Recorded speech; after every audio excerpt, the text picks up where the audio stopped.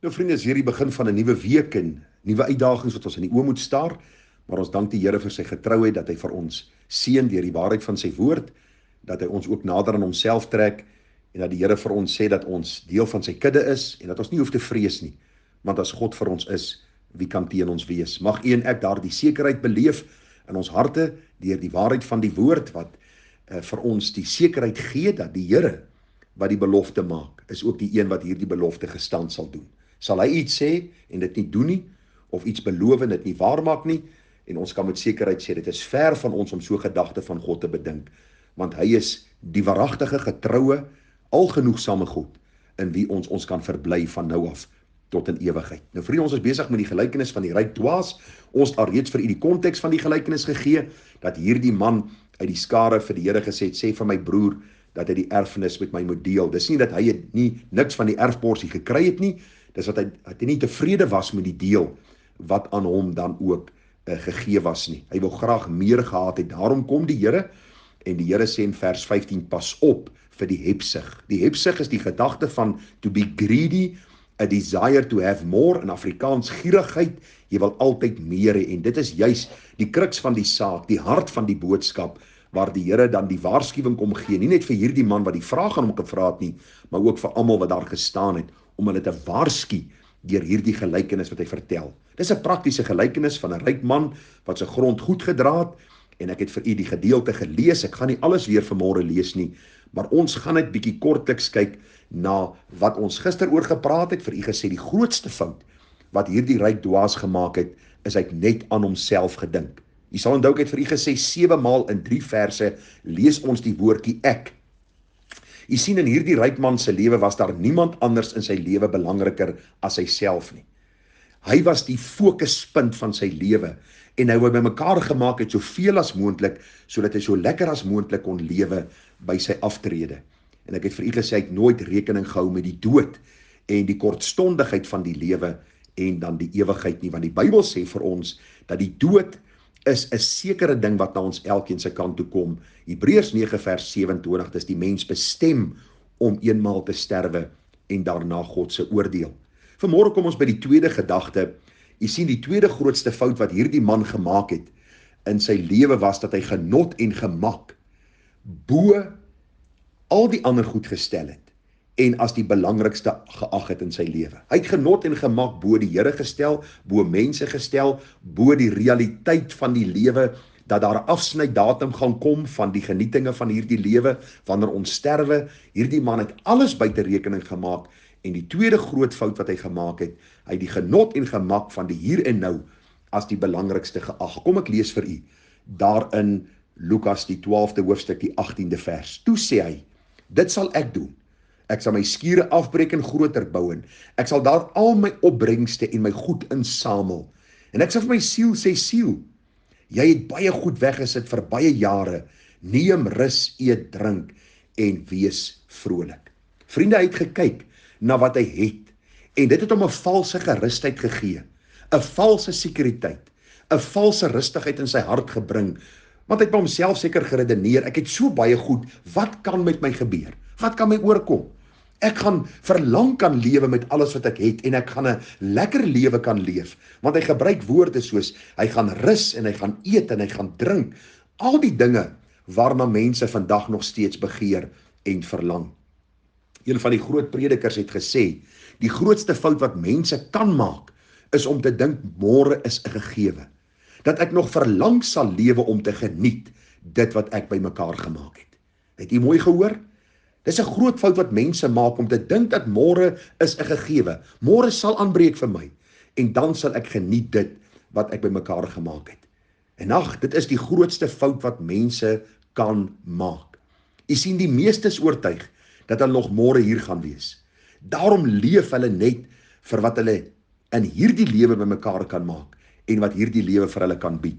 En dis die fout van die ryk dwaas gewees. Want die Here sê vir ons daar in Matteus 24:37, en hy waarsku eintlik, en hy sê, en net soos die dae van Noag was, so sal ook die koms van die seun van die mens wees. Want net soos hulle was in die dae voor die sonvloed, toe hulle geëet en gedrink het, getrou en in die huwelik uitgegee het, tot op die dag dat Noag in die ark gegaan het en dit nie verstaan het voordat die sonvloed gekom en almal weggevoer het nie, so sal ook die koms van die Seun van die mens wees. Wat wil die Here vir ons kom leer, vriende? Die storie van die ryk dwaas of die gelykenis van die ryk dwaas is presies dit wat in die geskiedenis gebeur. Ons sien in die verlede hoe die mense in die tyd van Noag, terwyl Noag die boodskap preek van God se oordeel, van die dag van oordeel wat gaan aanbreek, aangegaan het met hulle lewe. Dit was vir hulle lekker om te eet en te drink en te trou, in die huwelik uit te gee. Hulle het hulle lewe geniet en vrou Noag heel moontlik gesê, ou Noag, jy is verstok, jy's uit die ouderdoos. Jy weet nie waarvan jy praat nie, man. Jy's besig om 'n ark te bou, jy's heel moontlik seniel. Wat gaan aan met jou? Dis presies die gesindheid van die ryk dwaas gewees en presies die gesindheid van mense in die jaar 2023, want hulle lewe vir die hier en nou.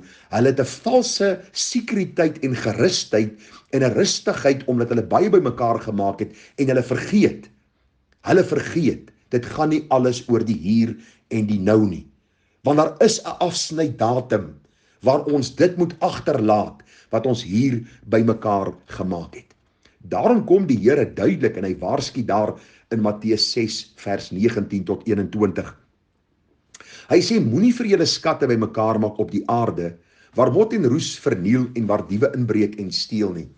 Maar maak vir julle skatte bymekaar in die hemel, waar geen mot of roes verniel en waar diewe nie inbreek en steel nie. Want waar julle skat is, daar sal julle hart ook wees. Nou vriende, as ons die woordjie moenie hoor, dan weet ons dat ons nou aandag moet gee. As ons daaraan dink, as ons vir ons kind sê, my kind luister, moenie hierdie ding doen nie, of hou op om hierdie ding te doen, dan weet ons kind hy moet luister. As hy nie luister nie, gaan daar gevolge wees, daar gaan tigtiging wees, daar gaan straf wees, en daarom moet ons ook hoor wat die Here sê. As die Here vir ons sê, moenie vir julle skatte bymekaar maak op aarde nie, beteken dit nie dat die Here sê ons mag niks besit nie. Dis glad nie wat die Here sê nie, want die Bybel sê wie kan eet en wie kan drink en wie kan geniet sonder die Here. Dis 'n gawe uit die hand van die Here om te eet en te drink en te geniet. Maar die oomblik wanneer, hoor wat sê vers 21, my lewe vasgevang word met hierdie aardse, met die hier en nou, dan is ek in die gevaarsone. Want die Here sê, waar julle skat is, daar sal julle hart ook wees. Hierdie ryk dwaas, sy skat was op die aarde. Hy het nie besef dat God vir hom hierdie goedheid gee, en dat hy deur hierdie goedheid van God moet eer nie. Hy het net gesien wat hy bymekaar gemaak het, en hoe hy vrolik en rustig kan lewe, en hoe hy homself kan geniet, en hy het nooit in ag geneem, daar's 'n God in die hemel, voor wie hy eendag rekenskap gaan gee nie. Die Bybel waarsku ons verder, en hy sê, moenie vir julle skatte bymekaar maak op die aarde nie. Waarom nie? Wat mos en roes verniel dit. Diewe breek in en steel. Kyk maar hoe die diewe vandag mense teiken. En mense het versekering uitgehaal, en mense het allerhande alarmstelsels in, en hulle probeer dit beskerm wat hulle bymekaar gemaak het, en daar's niks fout om dit te doen nie. Maar vir baie, wanneer dit van hulle weggeneem word, is hulle lewe daarmee heen. Dan sê hulle, wat is die lewe die moeite werd, en hulle pleeg selfmoord, of hulle poog om skade te doen aan hulle self. Waarom? Want hulle het gelewe vir die hier en nou. Dis presies wat die Here ons teen kom waarsku. Die lewe gaan nie net oor die genot en gemak van hierdie aardse lewe nie. Daar is belangriker dinge, vriende, wat in ag geneem moet word. En dit is wat vers 20 vir ons sê. Maak vir julle skatte bymekaar in die hemel, waar geen mot of roes verniel nie, en waar diewe nie inbreek en steel nie. Wat die Here eenvoudig sê is, staan vir 'n oomblik stil. Jy wat vanmôre hierdie boodskap luister, staan stil en luister. Jaag jy na meer skatte en meer rykdom en meer roem en meer vir die dag van môre, dan wil ek vir jou sê, staan stil en herbesin, herbereken in jou gedagte, waarheen is jou pad, waar is God in hierdie hele prentjie, waar is jou siel op hierdie oomblik, en as jy vandag moet sterwe, soos die Here vir die ryk dwaas gesê het, vannag sal ek jou siel van jou afeis, wil ek jou vra, waar sal jy wees? Onthou, God word nie omgekoop nie. God gaan nie iets onder die tafel deurvat, soos ons vandag in ons land sien, baie korrupte leiers doen nie. God gaan nie sy oë toehou vir die boosheid van mense wanneer hulle sterwe nie. God gaan nie beïndruk word deur wat ek bymekaar gemaak het, of wat die balans in my bankrekening is, of wat die voertuig is wat ek ry, of die huis waar ek in bly nie. Die Bybel sê vir ons baie duidelik, waar my skat is, sal my hart ook wees. As God my skat is, as hy die liefling van my siel is, dan sal ek alles wat hy vir my op aarde gee, gebruik en geniet tot sy eer, tot verheerliking van sy naam, tot uitbreiding van sy koninkryk, met die weet ek gaan eendag by hom die mooiste ontvang vir my lewe geleef. As my skat op aarde is, sal my hart ook hier wees, en sal ek met hierdie gierigheid gevul wees, sal ek met hierdie begeertes gevul wees, en sal ek alles in my vermoë doen om meer by mekaar te maak. En ag vriende, sal ek eendag 'n tragiese dood sterwe, soos hierdie rykdwaas dan ook gesterf het. Mag die Here vir my en jou genade gee. Ons gaan môre bietjie stil staan by die derde fout wat hy gemaak het. En die derde fout is dat hy sy skepingsdoel gemis het. Dat hy sy skepingsdoel gemis het. Bid vir my, ek bid vir u, mag die Here vir ons wysheid gee, dat ons 'n bietjie selfondersoek sal doen. En vir die Here sal vra, Here, is dit wel met my siel? Is dit wel met my siel? Mooi dag vir u verder. Tada.